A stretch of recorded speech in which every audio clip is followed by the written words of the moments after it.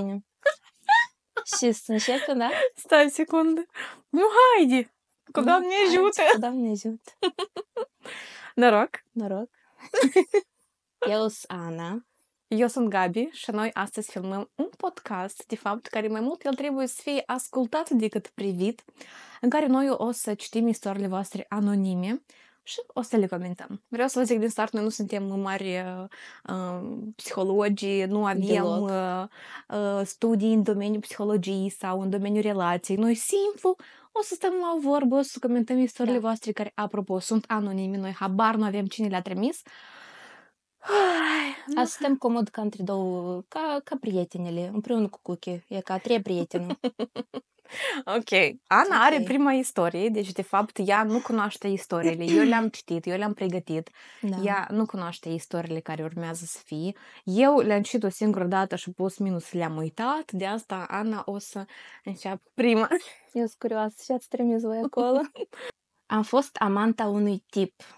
Nu era frumos căpet sau bogat, nu pentru cadouri și chestii de genul. Totul s-a întâmplat fără să ne dăm seama cumva, de la o zi la alta tot mai dependenți unul de altul. Zicea că vrea să divorțeze, că mă iubește... Poți spun? Vrei să înjuri? Nu. Foarte tare. Numai că e prostie. Logic mă gândeam că bate capul. Dar era bun la sex și, a adorat asta cam vreo jumătate de an. Relația, nu sex. Dar zi de zi ne vedeam și aproape în fiecare noapte dormea la mine și când nu dormea la mine, adormeam vorbind la telefon. Eu singură nu înțeleg cum asta e posibil.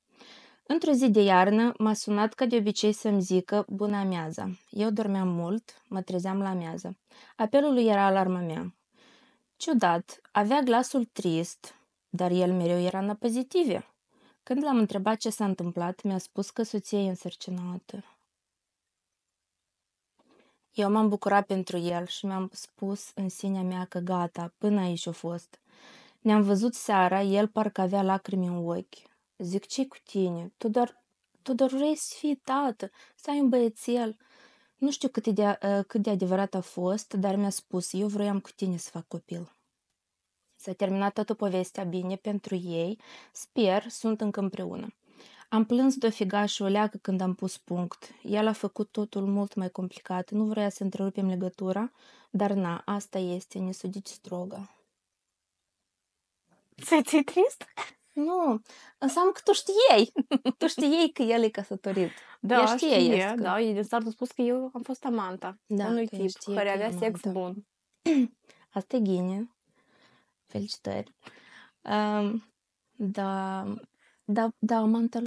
amanta soția lui știe oare de dâns și oare crezi că a aflat-o că pe urmă despre... Eu nu știu dacă cum tu poți să ai sex cu cineva după să spui că eu vreau copii de la tine, dar de aici eu îmblam cu alta, adică, ok, îmblam cu soția mea, dacă este soție oficială, eu de aici și cu dânsa un pic și cu tine, dar eu am rămas însărcinată, dar am vrut de fapt ca tu să rămâi însărcinată. Eu la tine am vrut cu Și dacă rămânea amanta însărcinată? Pe urmă era trist să suni pe soție. Eu nu cred că așa bărbații au curajul să pună punct cu soțiile sale, dacă sincer. Da, nu, sigur nu. El sigur eu cred că el s-a bucurat că soția lui e însărcinată, poate cumva, că dacă el asta vrea de mult copii, poate într-adevăr el cumva să folose de fata asta care nu ne-a scris istoria. Ok. De amantă. Și pentru ce să spui că eu vreau copii de la tine? Pentru că să o faci bine să sunt mai ghine. Că să nu o faci bine să sunt ca și cum colești, că... Și tu să te bucuri că bărbatul care tu ai un sex foarte bun, să te bucuri că iată soția lui a rămas însărcinat. Bine, noi nu judecăm, noi doar eu nu zic știm. să bucure.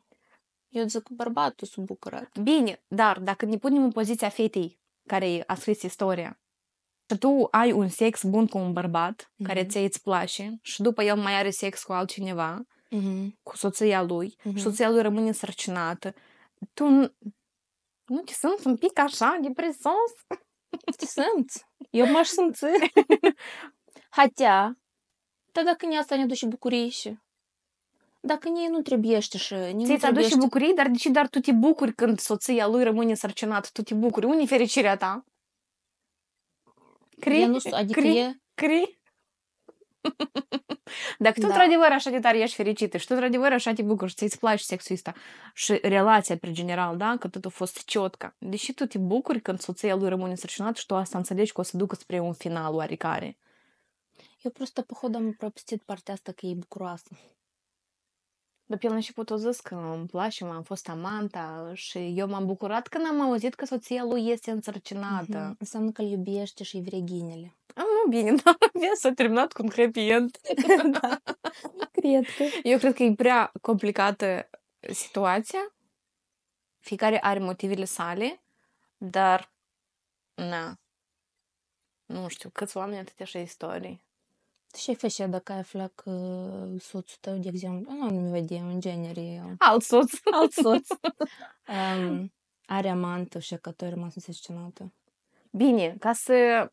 Astea sunt două situații diferite. Când eu benevol sunt amanta cuiva și când eu aflu că eu am fost înșalată. Deci asta eu pot să mă pun sau în locul eroinii sau în locul fetei care o scris care e înșalată. Se-o zaputana. Dar e interesant și vârsta are fata asta. De ce e interesantă vârsta? Pentru că, nu știu cum... Mi se pare că dacă tu ești o lecuțică mai ajăzria la ea la 30 de ani, de exemplu... Cu alte cuvinte. Da, tu cumva parcă ai alte valori, tu parcă ai vrea să-ți găsești soțul tău și să faci un copil cu dânsul, dar nu să stai cu un ceva care da, mi-e căsătorit. Bine, controversial. Dacă tot ar fi așa de ușor în viața asta, mulți nu ar înșala, mulți nu ar fi... Mi se pare că asta e un fel de adrenalină când tu ești amanta cuiva și ți-ți pare că, wow, te înșală, cineva înșală cu tine pentru că tu ca și cum ești mai bună și chestii de genul dat, adică sunt și aici motivele sale, dar eu nu știu dacă eu aș vrea să fiu amanta cuiva, doar de simplu motiv, că eu mă gândesc la nivel de el are sex și cu dânsa și cu mine și nu o leacă negrează. Da, asta 100%. Bine, poate ei se protejează, dar bine, nu se mai protejează dacă și eu rămas însărcinat, dar poate se protejează cu tine, dar asta oricum un pic e grețos. În fine, eu sper că ei sunt toți trei fericiți acum. Da. Pur și simplu, eu nu mi-aș dori să fiu în locul acelei soții care au rămas însărcinată de la un bărbat care îi spunea amantei că eu aș vrea ca tu să fii însărcinată, dar nu soția mea. Eu asta îmi doresc nimănui și eu sper că femeile să fie situații de genul dat cât mai puține femei. Exact. Adică se întâmplă așa lucruri, dar trebuie să învățăm de la dâns și mergem mai departe. Trecem la istoria următoare? Da, vai. Știi tu. Ți-am mai scris acest secret, dar poate pe scurt, că nu era vorba de a face podcast, dar acum cu siguranță îl voi povesti mai pe lung și chiar sunt curioasă de părere. Deci, eu cu iubitul meu suntem împreună de 3 ani. Relația noastră, practic, este cea mai liniștită și stabilă pe care aș putut-o avea vreodată, dar există un mare dar. Acum un an, nu știu cum se face, că am întâlnit un băiat și mi-a plăcut enorm de el, soarta a făcut ca și lui să-i placă de mine și am ajuns să ne vedem. Menționez că eu cu iubitul meu deja locuiam împreună. Eu ieșeam pe ascuns și făceam tot posibilul să nu afle asta. La un moment dat, simțeam că îl mai iubesc pe iubitul meu și parcă deja stăteam cu el de dragul lui, însă nu puteam să mă despart. Ceva din interiorul meu nu mă lăsa și eu curaj să fac asta nu aveam. Deci am lăsat-o așa. Încă o menționare. Este că acest băiat cu care ieșeam știa că eu am relație de 3 ani, dar a acceptat. Eu ziceam că am nevoie de timp ca să iau această decizie. Am vorbit și am ieșit noi așa la o lună sau 2, după care am văzut că băiatul respectiv și-a pierdut interesul și eu trăgeam de el să ne vedem sau să ieșim, însă nimic din partea lui. Eu chiar l-am plăcut pe el și parcă simțeam ceva mai mult, însă nu a fost reciproc. Am avut o perioadă tare aiurea după ce am încetat și că mă simțeam vinovată față de iubitul meu, dar și că acel băiat m-a lăsat pur și simplu. Cu toate că astea nu a avut curaj să recunoască ce am făcut, iar după ceva timp, relația mea cu iubitul meu parcă a revenit din nou. Simțeam că îl iubesc și că el va fi mereu acolo. Însă povestea nu se termină aici. Să vezi și să nu crezi, acum o lună a apărut în viața mea alt băiat, facepalm. Deci eu pune facepalm. Observăm un pattern. Care și acesta parcă mi-a dat lumea peste cap. Îmi place extrem de mult de el, simt din nou ca și cum aș avea sentimente, ne vedem, ne sărutăm și toate alea.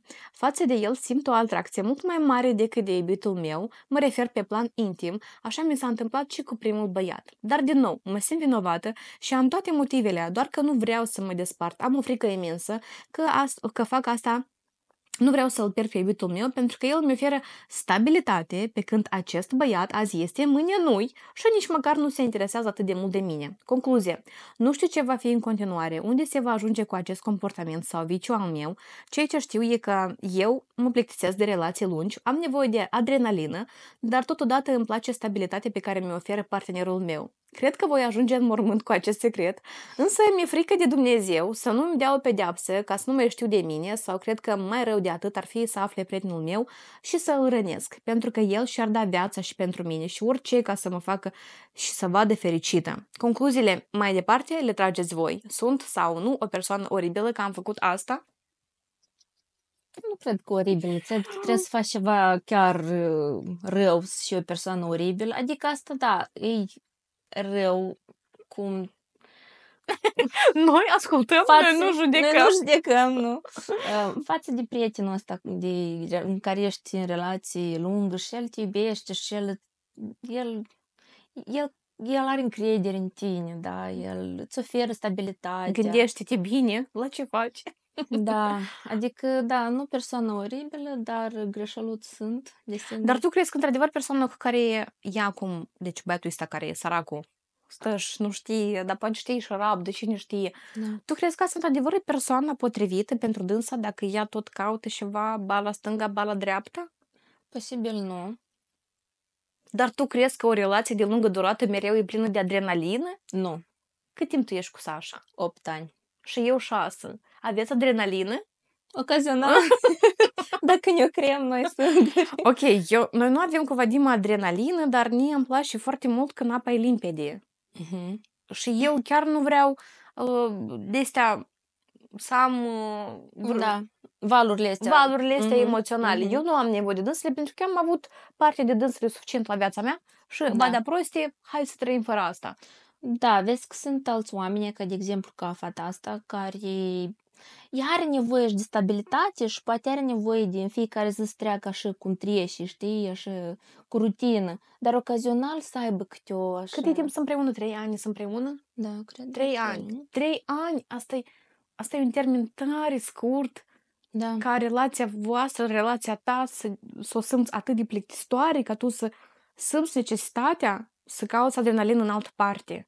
Iarăși, noi ascultăm, noi nu judecăm, da. ne dăm cu părerea, dar imaginează-ți, eu țin minte cum odată eu am primit un mesaj și tare mult mi-a plăcut ideea asta că când tu cauți adrenalină în altă parte, nu uita că tu într-o relație ai 80%. Și ție nu-ți ajung acele 20 pe care tu le cauți undeva acolo și nu uita că dacă tu te duci în altă relație unde tu ai adrenalină, nu e garantat că tu ai să ai restul 80% pe care tu le aveai aici în stabilitate. Exact. Și foarte mult mi-a plăcut ideea asta. Și nu e nicio garanție că adrenalina mereu este la început. Dar asta nu durează o viață întreagă. Da. Când apar copii, rutină, familie, casă... Mai ales când apar copii. Când apar copii, sunt perioadele astea în care parcă e din surca, cum zici, ziua se repetă, în fiecare zi se repetă și ai mai multe... Și acolo n-ai să găsești excitement. Ce să faci în momentul și ala? Și adrenalina schimbi azi un Pampers, mâine 2. Adrenalina stână pe Pampers. Eu cred că când tu faci un copil, tu nu ai nevoie de adrenalină, dar tu ai nevoie de acea stabilitate emoțională, poate financiară, nu știu, când tu știi că tu poți să crești copilul fără ca să te gândești că nu ai cu ce să-l hrănești sau din ce bani să cumperi un Pampers și ajungi la concluzia mai degrabă sau mai târziu că tu ai nevoie de stabilitate. Deși eu tare cred că depinde și de vârsta celei care au scris. Da, eu tot la asta m-am gândit. Depinde. Să ne ai tu? Eu am 30 fac anul ăsta. 30? Da. Ok. Și eu am 31. Și mie îmi pare că eu nu știu până în ce vârstă eu am avut nevoie de adrenalină. Cred că până la vreo 26-27. Da. Da, prioritățile schimbă asta, 1000%. Eu cred, cam cât crezi că e că are fata asta? Vedem dacă... Vreun 23, dacă sincer. Eu tot așa zic. Eu mă gândim 24. 23-24. Eu cred că... Tare mult depinde și de vârstă. Da, mult depinde de vârstă. Și poate să fie și aspectul ăsta, într-adevăr, de cum e persoana aceea cu care tu trăiești. poate dacă el într-adevăr, poate tu ai o fire așa mai energic, poate ți trebuiesc niște activități din când în când organizate, ceva mai interesant, să aveți acolo și o lecție mai, o chimie altfel, da? Să vă organizați ceva în relație. Dar poate tu asta nu prinești, adică dacă ai nevoie de asta, tu la nu asta nu prinești, tu nu poți fi cu un om numai pentru că nu sunt sigur. Tu trebuie foarte tare să iubești persoana și să știi că ți-i cu dânsul ți-i ghine, să știi că când ați și rău și când ați și ghine, voi să împreună și ați vă fi ghine la amândoi. Poate într-adevăr ceva, poate, dar poate lui trebuie alt fat. Poate lui trebuie fat mai simplă, mai simplă, nu simplă, adică eu nu zic. Nu sens că are nevoie chill, care, da, care să stai și să fac cu dânsul ce face și el și nu să aibă nevoie de ceva aventuri. La noi în relație, ca la mine cu soțul meu, Sasha, el e așa la care întotdeauna merge după mine. Eu sunt cu inițiativa, eu vreau o vacanță încolo, eu vreau încolo, el tare repede așa se ustrăiește după mine și am zis așa de ghine. Mi se pare că dacă Sasha era să și așa mai cu coarne și să zic, dar nu vreau, dar m-am strat să cheltui bani pe vacanță și genul, mi se pare că la noi nu era băsșire mare, căsătoria noastră nu era să țină. Ok. Pentru că cumva trebuie, cred că de asta și e nevoie să te întâlnești o perioadă îndelungată cu o persoană. Noi... Să înțelegi dacă voi sunteți compatibili da, în toate aspectele. Da. Un an nu-i destul, 2 ani nu-i destul, 3 ani tot nu. Noi 5 ani ne-am întâlnit și după asta ne-am căsătorit. Ok. Și eu la 5 ani de relație cu Sasha, eu mă simțăm ca și cum noi gata, noi suntem împreună și nu simțăm nicio că poate să apară ceva să ne afecteze nouă relația sau că să apară vreo situație în care noi nu o să putem să ne clarificăm sau că așa nu ne oferă nici întrebuni sau că eu mă plictisesc spre tare cu dânsul, înțelegi? Adică ideile astea nu trebuie să apară. Eu cred că de atât așa noi trebuie să ne întâlnim cu o persoană. Și dacă noi judecăm fiind în relații prea puțin, pentru că dacă tu ai să iei 2 oameni care au trăit 20 de ani împreună, eu să spun, Ana, stai o leacă! 8 ani asta e fignia. Stai o secundă! Și tu zici și acolo că nu trebuie să apară, poate într-un moment în care oamenii într-adevăr se plictisesc unul de altul și noi putem să vorbim doar din punctul ăsta de vedere fiind în relație 8 ani și 6 ani. Da. Dar când e vorba despre 20 de ani, 30 de ani, acolo poate e altfel. Dar dacă la 3 ani deja sunt întrebări că nu-mi place, adrenalină, caut în altă parte și deja ai fost cu 2, trebuie ceva de făcut cu asta. Am o istorie pe care eu n-am să o citesc, adică e ceva și știu eu de pe Reddit. Eu n-am să intru tare în detalii, poate ați vrea odată să vă citesc dacă ați vrea și interesant, dar mi se pare cumva similar situația. Eu pe scurt am să spun. Un bărbat de 54 de ani scrie istoria asta. Soția lui are 51 de ani. Și ei sunt căsătoriți fericiți de mai mult de 20 de ani. Și ea într-un moment, eu a fost diagnosticată cu cancer, dar stadiul întâi, eu putut să-și fac operație, adică pentru dânsul ăsta nu a fost deloc problemă, adică a apărut, da, o trebuie să treacă prin operație, o trebuie cumva să treacă peste, ei au trecut peste asta și tot e super bine, adică e sănătoasă, nu nică.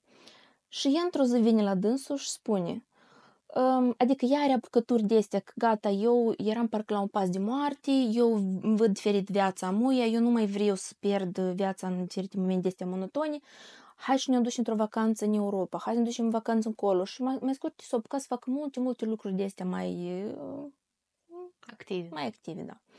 Și într-o bună dimineață, vine la dânsul și zice, eu am o idee, eu am o cerință la tine, eu sper că tu să o accepti. Este un civac la mine la lucru, care nu e interesant așa ceva cu șeala. El de grabă termină lucrul la noi, el se mută la altă companie. Eu vreau ca tu să-mi dai un free pass, adică un permis de ăsta, să mă duc să mă culc cu dânsul într-o noapte, să mă culc cu alt bărbat, pentru că de câți ani stau în căsătorie și aia, da? Să mă culc cu alt bărbat și el pe urmă, el n-a să mai știe nici de dânsul, el va și să mută la altă companie. Ok. Continuarea, dacă ați vreți să vă citesc. Este și continuare? Конечно, am câte update-uri acolo. Da. Eu vreau continuarea. Da, e juicy. Ok. Și mi se pare cumva similară istoria în asta că că te apucă aventura câteodată, știi? E ca acum pe doamna asta... Doamna, fetiță! Nu, eu zic doamna asta de care zice în istorie. Cum e prostă și-o dă seama că e nu vrea să stai doar cu unul. Eu, înainte să moară, dacă și-a murit cândva de grabă, vrea să mai fac dragoste cu altcineva. Bine, eu cred că dacă eu asta aș vrea, eu n-aș informa pe nimeni, n-aș cere... Ai face pe secretul? Eu nu știu, să imaginezi, Vadim, spate eu. E repede, dar tu n-ai să afli, eu rapid, în sus, tu zici, n-ai să știi. Și îți dai seama cum Vadim știind ziua în care eu mă duc? Da. Ora? Apoi ca în istoria asta, el acolo descrie toate emoțiile lui. Tu-ți imaginezi asta? Fiind cu o persoană așa, o viață întreagă, să dedici pentru o persoană și într-un moment persoana să zic și mi pare că, bine, concluzia, îmi pare că în momentul în care tu simți că moartea e aproape, atunci cred că se trezești dorința, așa, trebuie de încerca pe toate. Repijor, până n-am murit. Și aici poate că persoana nu că moare sau că vrei să încerci pe toate. Pur și simplu cred că persoana de alături nu îi se potrivește sau simplu trebuie să înțeleagă că relațiile de lungă durată mai degrabă sau mai târziu devin limpede. Mai așa, pe care simplu trebuie să le accepti că asta este o rutină și nimănui cu nimic nu este dator. Da, exact. Bine spus, Gabi. Hai să trecem la următoarea istorie. Dar noi nu șticăm. Dar nu mai fă așa. Adică, du-te la dânsul și da mânzii. Poate ți-ți arșighini cu altcineva, poate cu altcineva. Nu vrea să-l piardă. Dar asta e o lecție egoist. Da. Nu-ți pare. Eu sunt lângă mine, dar pe și eu am sâmblu cu așa, și să iau adrenalină, dar tu așteaptă-mă acasă cu mișor. Dar tu și-ți dași. Adică, față de dânsul, ai, știi? Adică, nu trebuie de făcut așa. Dar dacă e păcătuit, dar trecem peste asta. Duci și spăvăduiești. Da, lui nu-i zice. Eu cred că dacă el să afli, el sunt tare. Mai gândesc, nu știu. Eu bajuresc, nu știu. Eu tot prefer să nu cunosc așa lucruri. Haide, eu lăsa și eu zic, dacă vreodată ai să mă izminești deodată. Să nu umbli să mă duci pe să mă amăjești. Ok. Dar, da, așa. Eu dar următoare. Da. Toată copilăria și adolescența mea mă gândeam cum ar fi dacă aș fi violată. Erau gânduri involuntare pe care nu le puteam controla. Menționez că n-am fost destrăbălată, ghilimele, nu am avut iubiți până prin clasa 11-a. Nu am prea ieșit prin sat cu pădruște pe care nu prea le-am avut, dar totuși. Am fost destul de liniștită și maxim ce făceam era să vorbesc pe anaclasnic cu băieți de care îmi plăcea. În 2023 am mers prima dată la psiholog. Am fost perioade tare hrenovă în viața mea, de după 20, și simțeam nevoia. Pe lângă tot ce am vorbit acolo, a fost una dintre cele mai clare imagini pe care le am până în prezent din copilăria mea de vreme. Stau eu într-o rochiță de pijama roz deschis, cu bretele și dantelă pe margine și cu bretele înnodate la umeri pentru că erau prea lungi pentru mine, acasă la unchiul meu. Era dimineața de vreme, părinții m-au trezit ca să merg la unchiul meu acasă pentru a sta cu vărul meu mai mare, cât timp părinții sunt la deal. Eu sunt în genunchi lângă pat cu coatele pe pat, vărul meu în spatele meu și simt o rușine atât de mare încât o simt și acum. Eu de vreo 5 ani, el cu 9-10 ani mai mare, respectiv vreo 15. Acum, el este foarte retras. Nimeni nu știe despre el nimic, ce e și ce face. În puținele întâlniri cu el simt o oarecare reticență și parcă se incomodează de prezența mea. Nu știu ce să cred. Am crezut mereu că e rezultatul imaginației mele. Un vis sau așa ceva.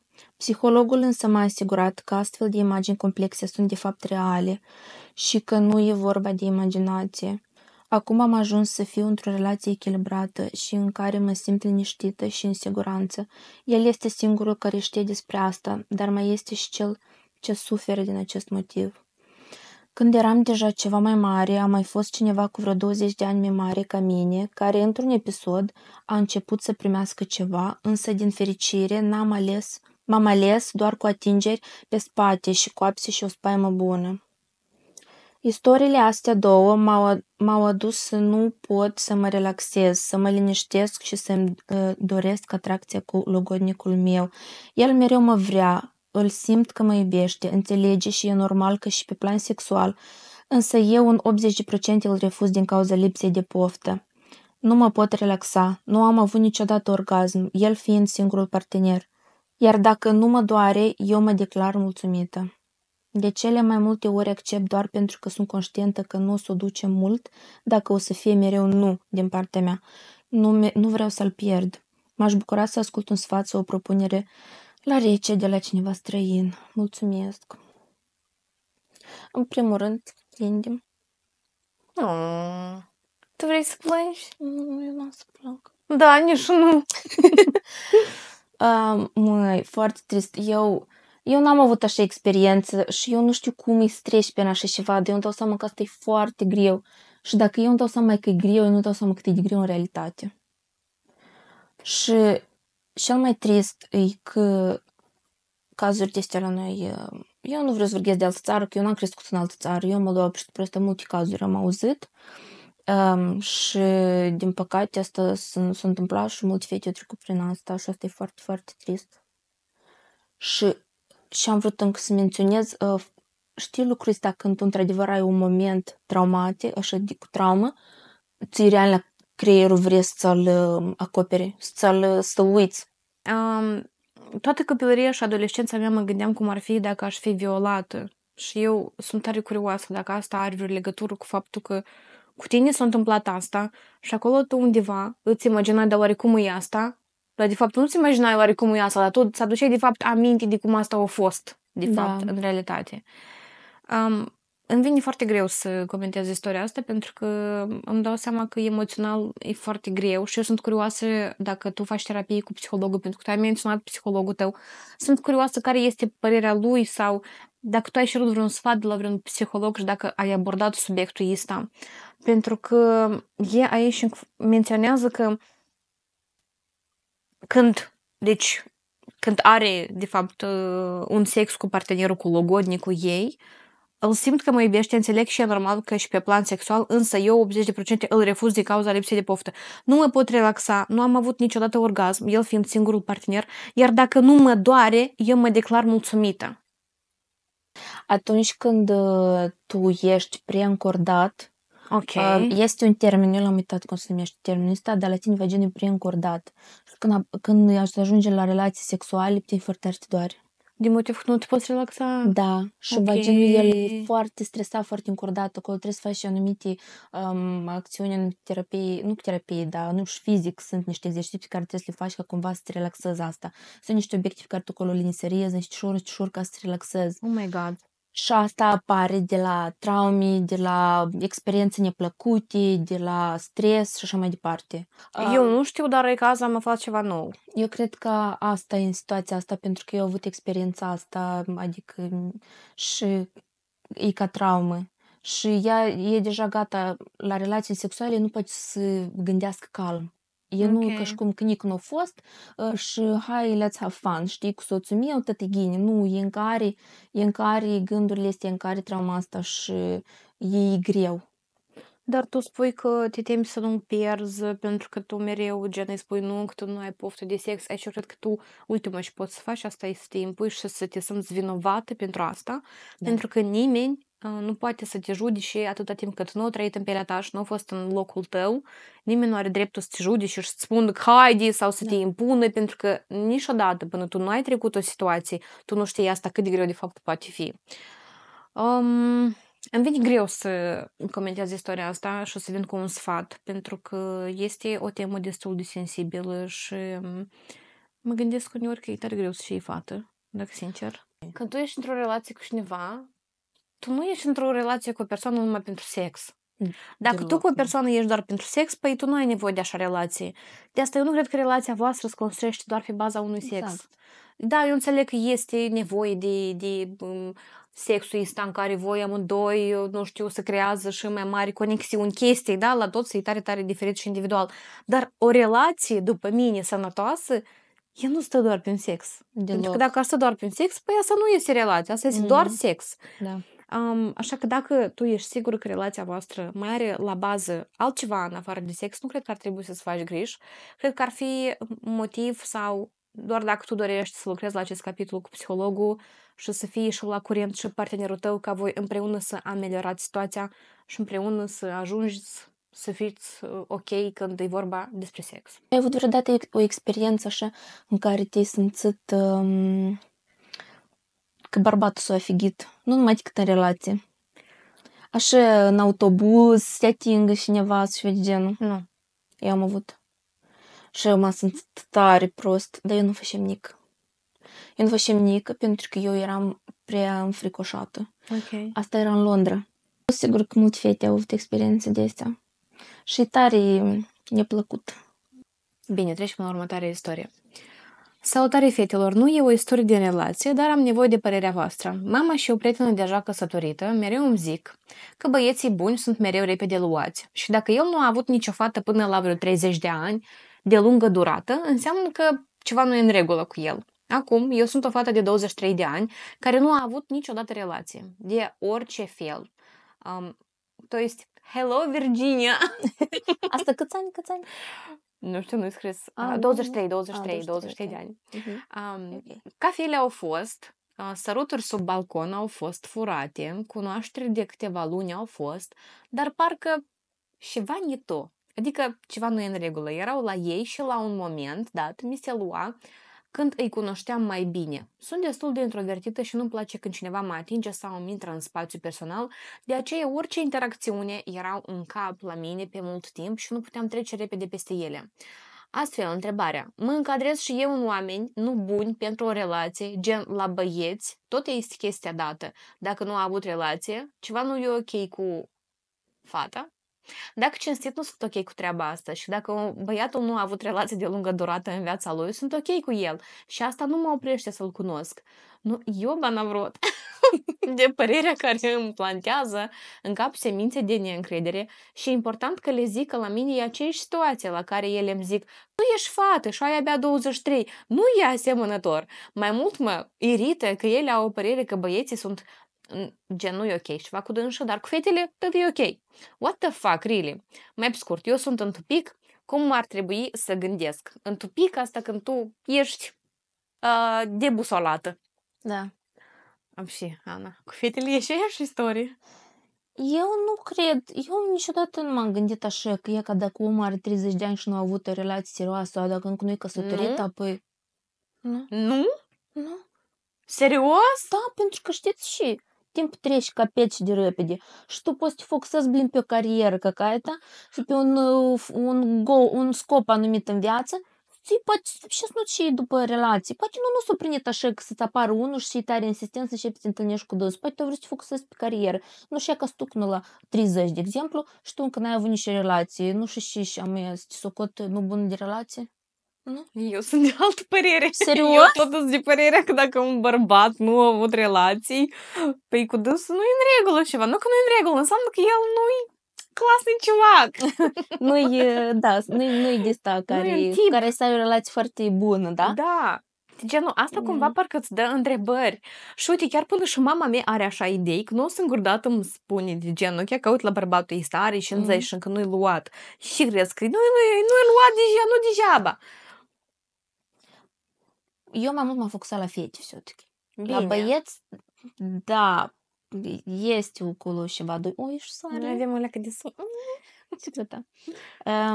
Pentru că există speranță. Speranța e ca soarele reprezintă speranța în relațiile lor. Da, într-adevăr, pentru că nu știu cum la noi e așa e pus în cap că bărbatul trebuie să vină cu inițiativa, știi? Și la o relație. Și dacă el nu a avut până acum vreo relație, înseamnă că el parcă nu prea depus efort să facă cunoștință cu o fată, să o invite. Poate el a încercat o relație de la 6 de levă, că nici nu s-a prănit. Și a doua, și a treia, și a patra. Adică e și el e levă sau fata e levă? Ambele pot și...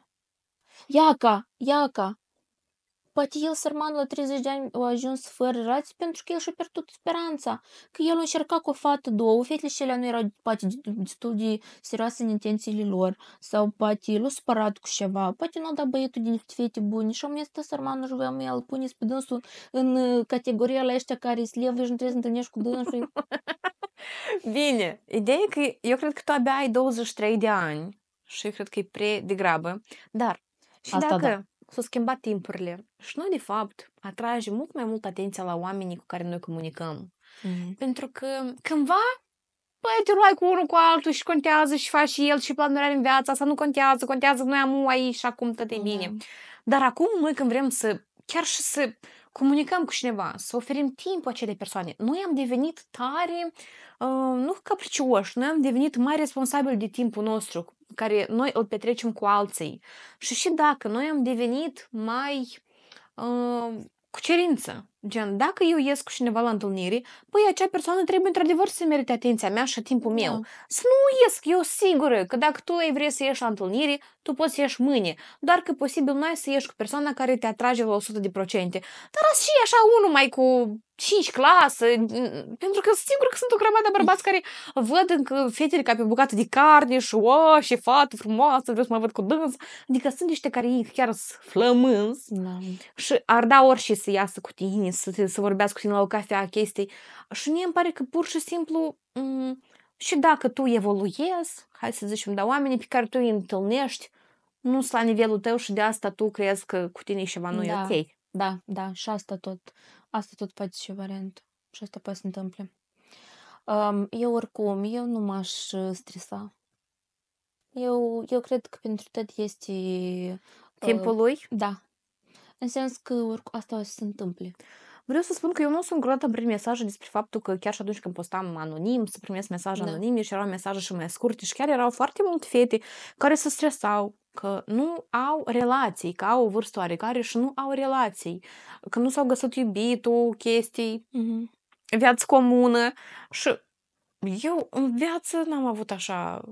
Nu că nu costat bărbații după mine în rând și mă așteptau, hai Gabi, când? Eu chiar îmi pare că, în școală îmi pare că eu sunt cel mai neatractiv om și tot timpul atenția mea era către prietena mea, care era mai frumușică. Și tot timpul toți se uitau la dânsa și ea prinde flori de la anonim. Și eu eram ca o rățușcă urâtă, sau cum o chema, cu boboc urât. Cine era? Eu așa mă simțeam. După mine nu ședeau în rând bărbații. Dar eu în viață nu m-am pus întrebarea că trebuie să am o relație. Eu mă întrebam, dar ce eu nu pornesc flori? Dar nu m-am focusat pe ideea că eu aș putea să am probleme ca să nu găsesc un partener cu care să am o relație. Niciodată. Eu am altfel de situații în care eu nu vroiam relație, dar mine m-a găsit. Pe data de 5 octombrie 2016, eu țin minte, eu m-am despărțit de prietenul meu de atunci și eram 3 ani împreună. Pe data de 8 octombrie, eu l-am întâlnit pe Sasha. Și eu când m-am despărțit de băietușala, eu am zis că eu nu vreau relații, dați-mi pași, nu trebuie, eu sunt femeie liberă, eu sunt svobodnă, eu să mă duc, să mă duc cine vreau și ca în filme, știi, adică când aș și timp, știți cum, când eu sunt svobodnă, женщина, eu avem planuri, eu mă duc, eu mă absolvesc univerul, eu mă duc în Islanda, acolo eu am să lucrez pe la fermă, am să hrănesc caia, să nu știu și am să călătoresc în Islanda, să văd Islanda frumoasă și am să și eu și cu, nu știu, cu tusofi, cu experiențe diferite și așa o viață. Și ea ca și s-a prindit că Sasha s-a îndrăgostit în mine. Seara aceea, atunci noi ne-am dus la o zi de naștere la un prieten comun. Eu pe Sasha nu știam, adică recent făcusem cunoștință cu băietul ăsta și era în cercul meu de prieteni, Damu la ziua lui m-a chemat și acolo era și Sasha. Și așa era așezat în fața mea și el că s-a îndrăgostit în mine, el ne-a mea cum îmi povestește, el și даже în telefon scrie în notițe. Ce romantic! Scrie că s-a îndrăgostit, da, Sasha așa la mine. Da, Sasha meu e așa. Da, și el era foarte insistent. Eu lui i-am spus că Sasha, eu am alte planuri. Eu trebuie să plec în Islanda să hrănesc boboși. Eu trebuie să plec în Islanda, să hrănesc cai, să tot asta. Caii mă așteaptă. La ferme, da. Călătoriile mă așteaptă, aventurile mă așteaptă. Care relație? Eu nu mă și nu trebuie вообще. Eu și pe Sasha îl vedem ca încă un băiet în cercul meu de prieteni. Eu aveam foarte mulți băieți atunci prieteni, știi? Mai așa la o bere, știți cum trebuie de fete. Da, nu mi-așa treburi de fete, Ana, nu mi-așa treburi am avut și eu. Da, am înțeles. Și da, Sasha s-a îndrăgostit foarte tare de mine și era foarte insistent și îmi făcea diferite gesturi și eu am început să înțeleg. Ea ca așa, dar trebuie prietenul să comporte cu fata. Ea ca așa, tu poți să și tratată. Eu pot să și așa de valorată, așa de iubită, așa surpriză poți să ne se organizeze și eu atunci și pot cumva să contemplez, dar poate Sasha e omul meu. Și am zis, ladno, dar fără pauză, fără cai, fără Islanda, hai, dar în Londra. Și ne-am dus în Londra, așa că suntem căsătoriți 8 ani împreună. Deci trebuie cineva să ia să fac, yeee! Da, așa că la mine a fost cumva, eu nu vreau, eu real cred în asta. Și vă mai zic un exemplu. Haide, ca podcastul nostru să fie de 2 ceasuri. Mă scuzați, dar la temă. Am o altă prietenă care e o perioadă, da, e tot așa izgândie. Ea avea, da, 26-27 de ani atunci. Și ea încă nu avea prietenă, adică cred că am mai avut eu un prieten în trecut, dar adică nu a fost ceva, nu a dus la o căsătorie și face cum ar vrea ea. Și era tare tristă în momentele și alea, și spunea întotdeauna că n-am niciun băiet, că nu mă întâlnesc cu nimeni. Și întotdeauna îi spuneam, așteaptă ca să vină, nici nu știi. A să vină și așa se întâmplă lucrurile, nu trebuie să forțezi, pur și simplu așteaptă, ai încredere în univers acum. Și da, cam peste vreun an, după ce eu i-am făcut TED Talk-ul ăsta, după ce am vrăjit, am făcut, s-a întâlnit cu soțul ei, amuia, cu care i-am însărcinat și au deja un copil, o casă, o mașină, s-a întâlnit cu dus în avion. Ok. E ca așa. Hai să întâlnești și tu în avion și să ai și tu un copilaj. Și ei nici măcar n-avea 23, evidam 26-27. Mai ai 3 ani la dispoziție. Enjoy your life. Ai grijă de viața ta, de tine, dezvoltă-te pe tine, fă și îți place ție, ocupi-te și îți place ție, că el să apară în viața ta și așa ce mi-e fericit. Dacă o zis Ana, așa și... Da. Ok. Poți să lăs numărul în comentarii și mă sunați și o să vrăjesc. Ok, hai să trecem la istoria următoare și istoria următoare o citești tu. Da, ea? Da. Atunci când schimbi pasărea din mână pe ceara de pe gard. Eram studentă în anul 1 la universitate. Chiar toamna, prin octombrie, am făcut cunoștință pe internet cu un băiat. Era foarte frumos, înalt, făcut fizic, cu părul castaniu, smolițel, 100% tipajul meu. Am comunicat ceva timp pe internet și el mi-a propus să ne vedem. Dar aici era o mică problemă. El era înrolat în armată și a trebuit să mă duc eu la el.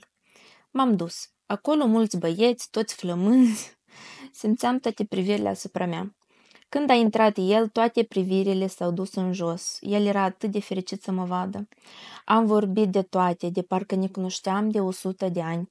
Atunci ne-am cuprins și sărutat prima dată. Au mai urmat câteva vizite și de fiecare dată vedeam și auzeam cum camarazii lui îl băteau pe umăr și îl felicitau pentru faptul că mă are. În vară el a avut vacanță. S-a eliberat și m-a invitat la el acasă pentru 2 zile. Am acceptat. Mi se părea că îl iubesc. Dar iată că în seara când ar fi trebuit să ne iubim, eu l-am refuzat. Sincer, nu înțeleg de ce am făcut-o. I-am zis că sunt virgină și mă tem. Așa și nu am avut nimic cu el. El a fost foarte înțelegător și nu s-a supărat. Am continuat să comunicăm pe internet. Dar iată că la doar câteva zile distanță de la această întâmplare s-a întâmplat altceva. Într-o seară de vară, eu cu prietena mea tocmai terminase mica noastră plimbare prin parc și ne apropiam cu pas grăbit spre stația de trolebus. În fața noastră, de nicăieri a apărut un băiat. Era înalt, destul de chipeș și cumva îndrăzneț, fiindcă s-a apropiat de noi și ne-a adresat o întrebare prostească gen: dacă pe la acea stație merge trolebuzul cu tare. De ce zic prostească? Fiindcă pe panoul de la stație era scris clar care numere de trolebus circulă pe acolo.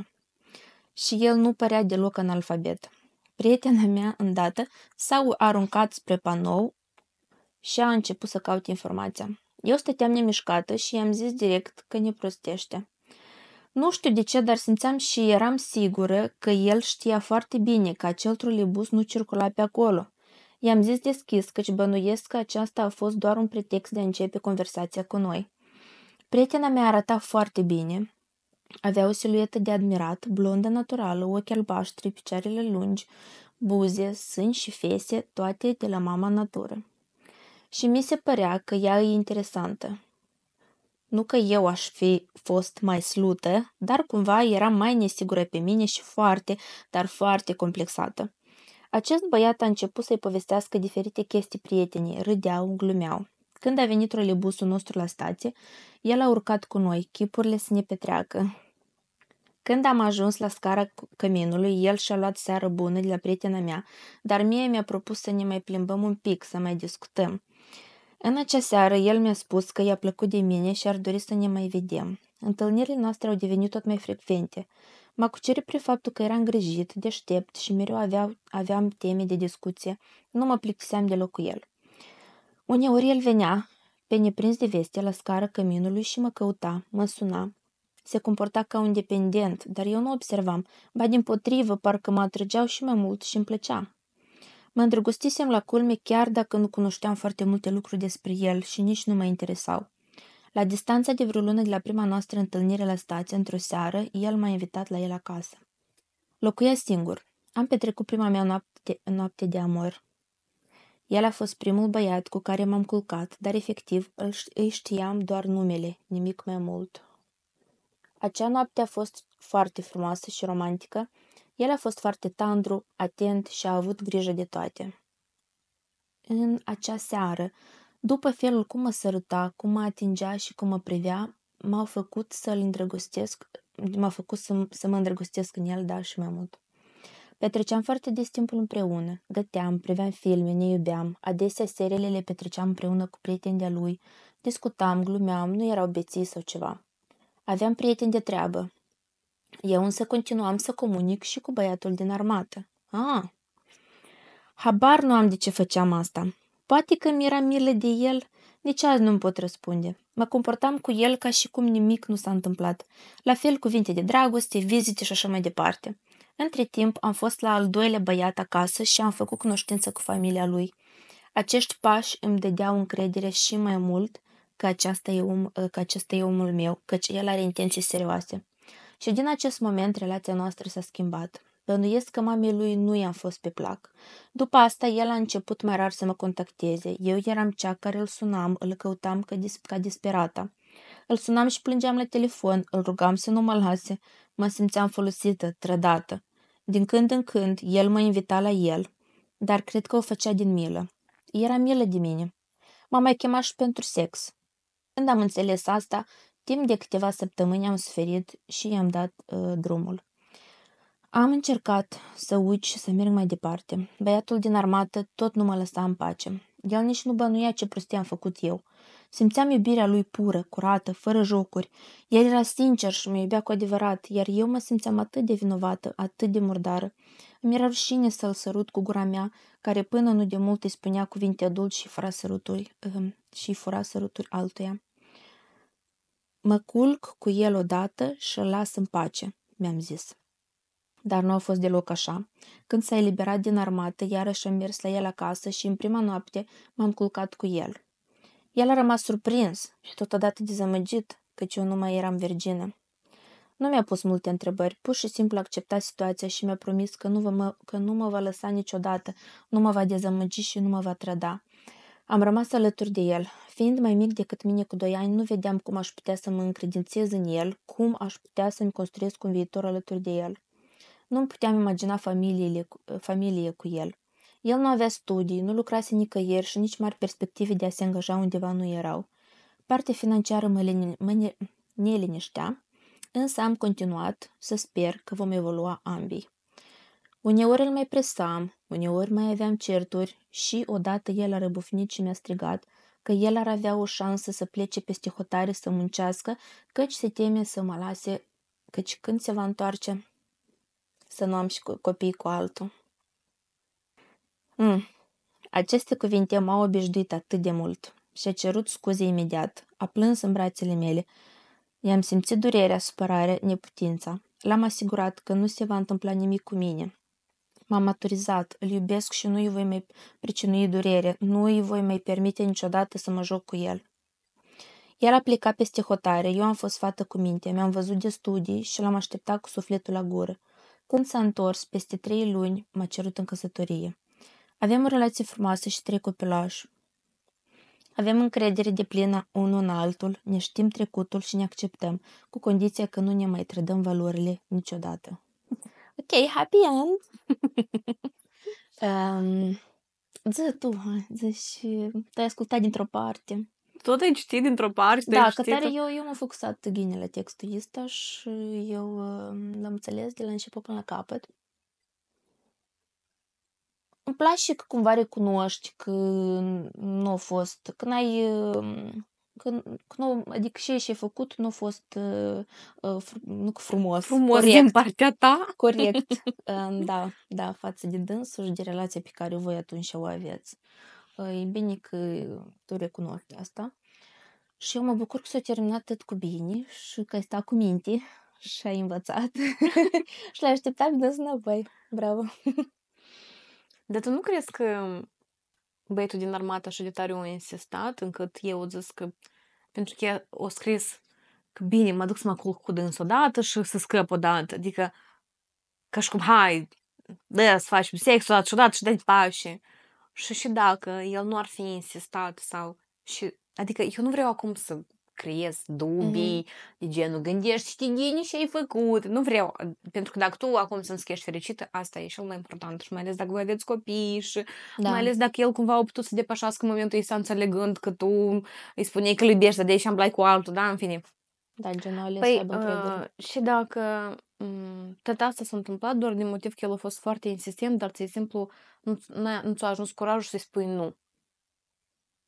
Pentru că să mergi cu cineva și să-i spui că da, să-i dau o dată și să-mi dai pace, asta nu știu dacă e o atitudine normală. Bine, noi toți suntem verzi și nu suntem... de tot ce se întâmplă în viață. Exact. E important ca toate cele ce s-au întâmplat cumva într-adevăr să fii și din partea ta benevol. Într-adevăr, ți-ai dorit și tu asta, dar nu te-ai impus să o faci. Oricum, sunt lucruri câteodată, sunt unele lucruri pe care noi le facem pentru că nu prea tare vrem să le facem la momentul și ala și noi le facem, dar important e să nu și ceva care chiar merge împotriva valorilor noastre foarte tare, știi?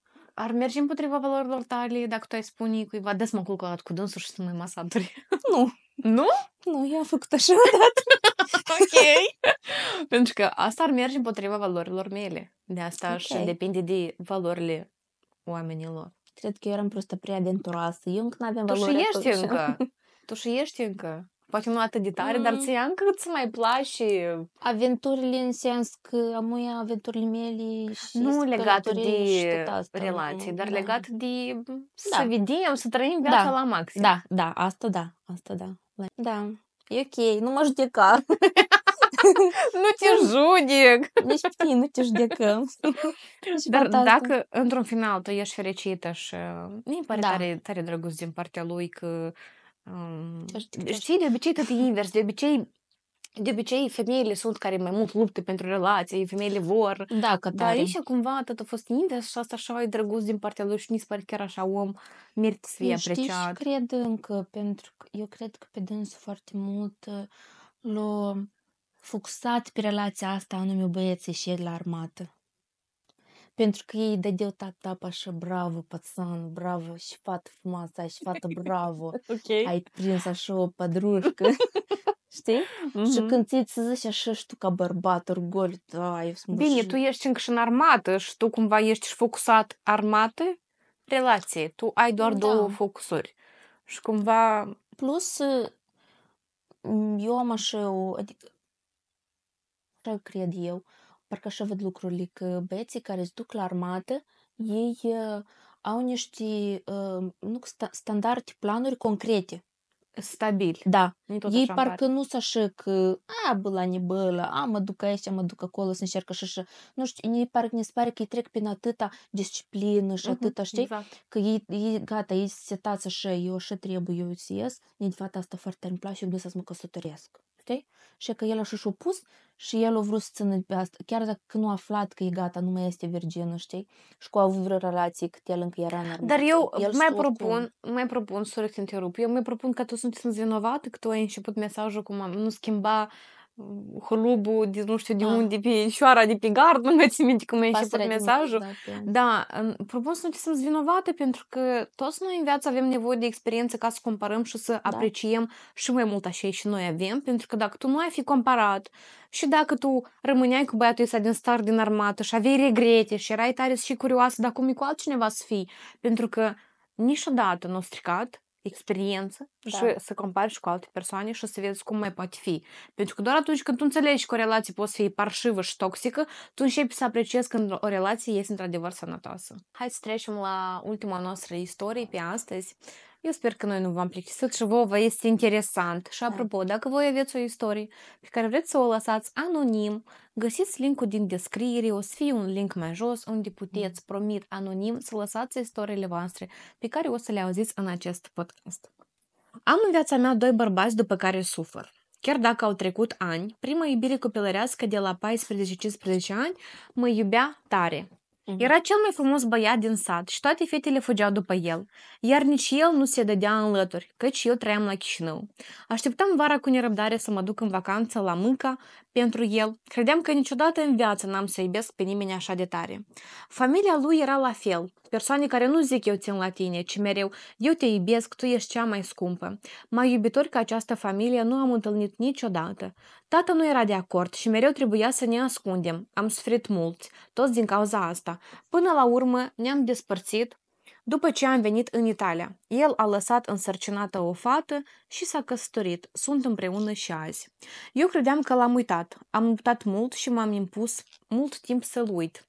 Dar după 20 de ani, acum nu de mult, am avut o criză. Dor de noi, cine știe, o să-l mai văd vreodată. Și acum stau bine cu familia lui. Mă iubesc și mă așteaptă cu drag de fiecare dată când mă duc în Moldova. Soția lui mă urăște pentru că știe că inclusiv el și familia lui mă iubesc mult. De asta eu cu el nu avem nicio comunicare.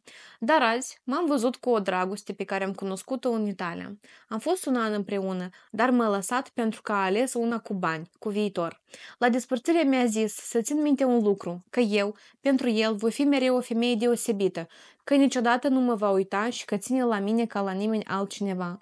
L-am crezut, căci plângeam amândoi. Așa a fost, în 11 ani mereu a căutat contact cu mine. Credeam că l-am uitat, dar azi l-am întâlnit pentru o cafea și mi-a trezit toate sentimentele ascunse. Acum stau și sufăr. El m-a învățat să fiu puternică, apreciez agitația timpului cât am fost cu el. Am avut grijă de mine. Mi-a dăruit o coroană pe care nu am scos-o niciodată și azi am văzut-o. Nu știu, dar aceasta, de fapt eu scris coloană, dar presupun că e coroană, mă ține legată de el și nu vreau să o scot. Azi iar mi-a zis că ține la mine foarte mult, că sunt o femeie specială și îi mulțumește pentru asta.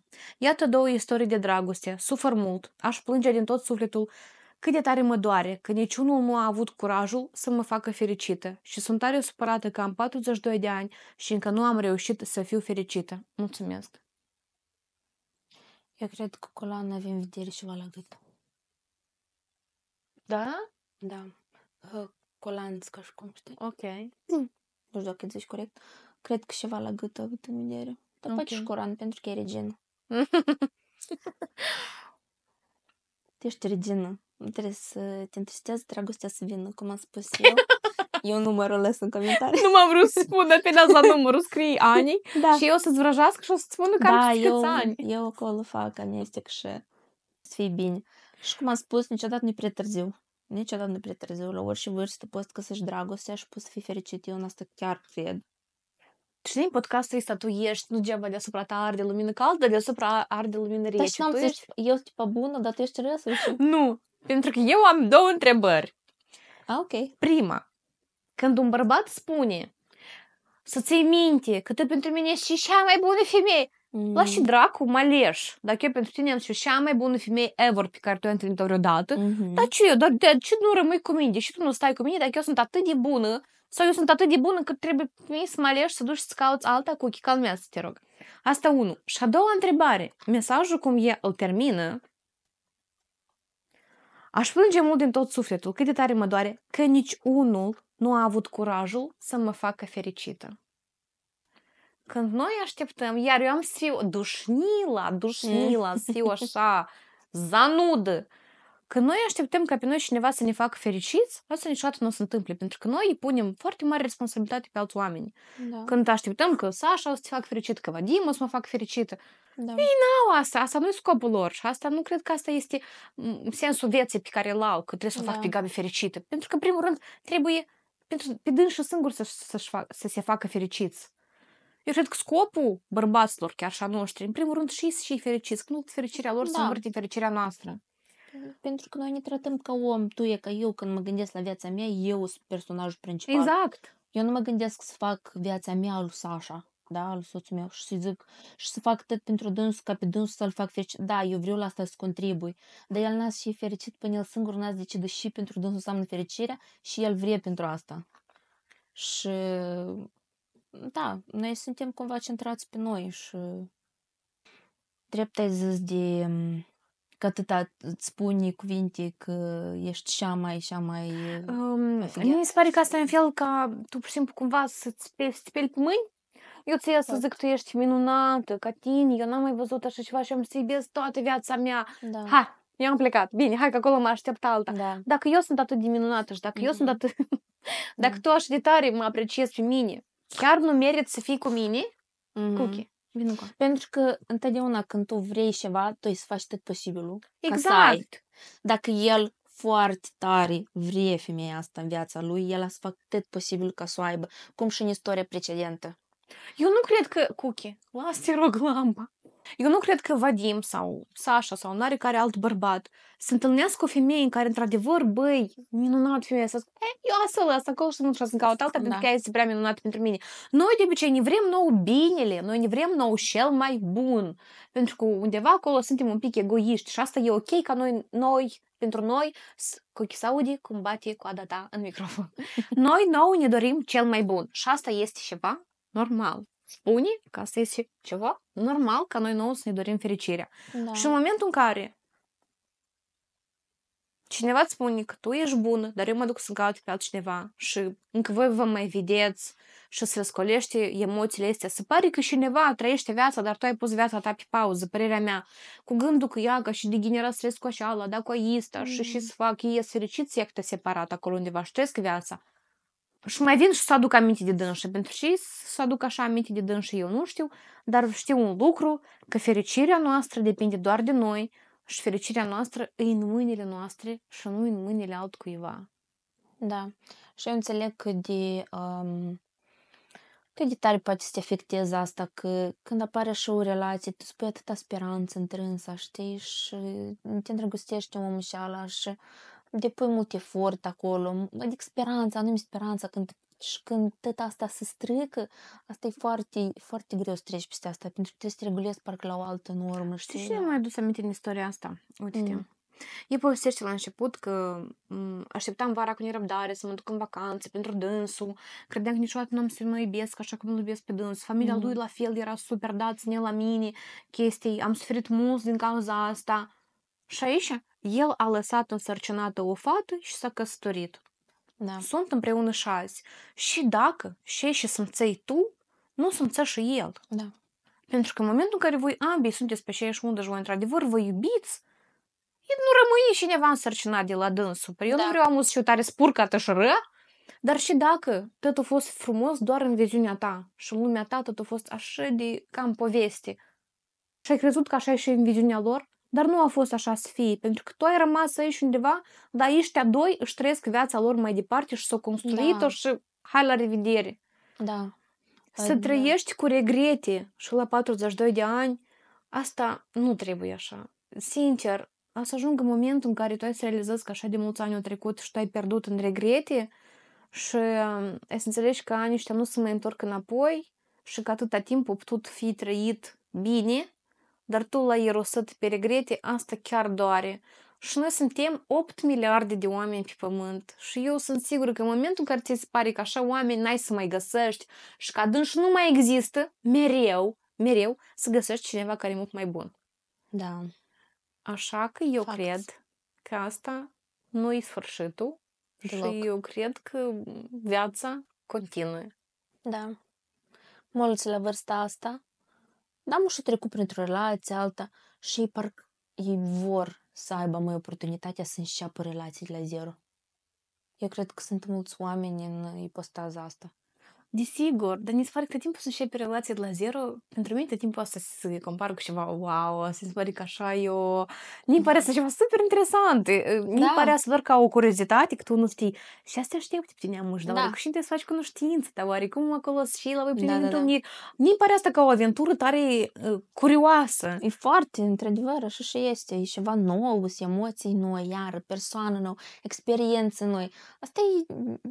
Nu știu, eu aș lua asta ca oportunitate. Exact. Să mai trăiești niște momente de este. Nasul sus, bărbați mai sunt. Mai ales că toată dragostea asta și să te întineriești ca la 20.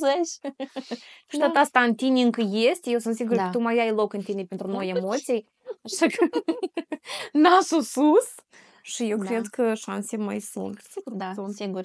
Și e că Cookie întotdeauna are dragoste pentru tăți. Da, Cookie? Pentru tăți ai dragoste.